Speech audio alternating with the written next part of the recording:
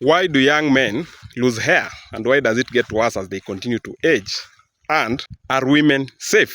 So there is a molecule produced in men called testosterone. So it's produced in the testes. That is why it is called testosterone. That continues to increase as you continue to age.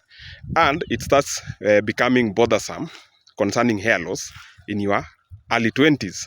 Your hair follicles on your head contain a receptor for testosterone, or a metabolite of it called dihydrotestosterone, and it responds to testosterone by thinning. And this thinning continues as you continue to age because your level of testosterone continues to increase with age. And eventually, you lose hair at the front and the center of your head.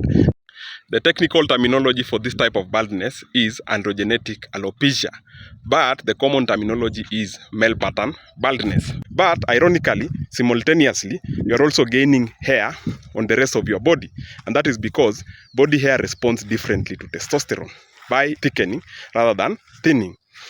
And why does it happen? So it's a combination of genetic factors and hormonal factors. So genetically, you inherit baldness from your relatives. Initially, they used to say you get it more from your mother's side, but recent research shows that you get it equally from both sides of your family.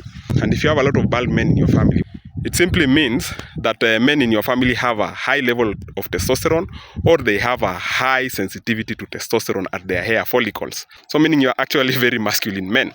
Is there a solution to this problem? So you can go two ways to solve this problem. The first way is practical, and the second way is something that nobody is going to agree to. So the practical way is hair transplant. But it is only practical for the very wealthy people, and that is why a famous football star from United Kingdom did it.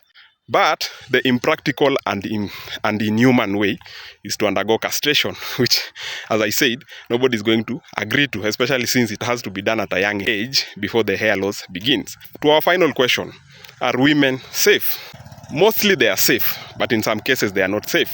So some women will have an unusually high level of testosterone. Also, even without a high level of testosterone, after menopause, as your estrogen and progesterone, which are female hormones, decline, then the testosterone starts to have a relatively increased effect on your hair follicles. And some women will have significant thinning of their hair at the front and the middle of their heads, but they will never go to baldness. So at least they are spared from baldness. Now you know. Thank you.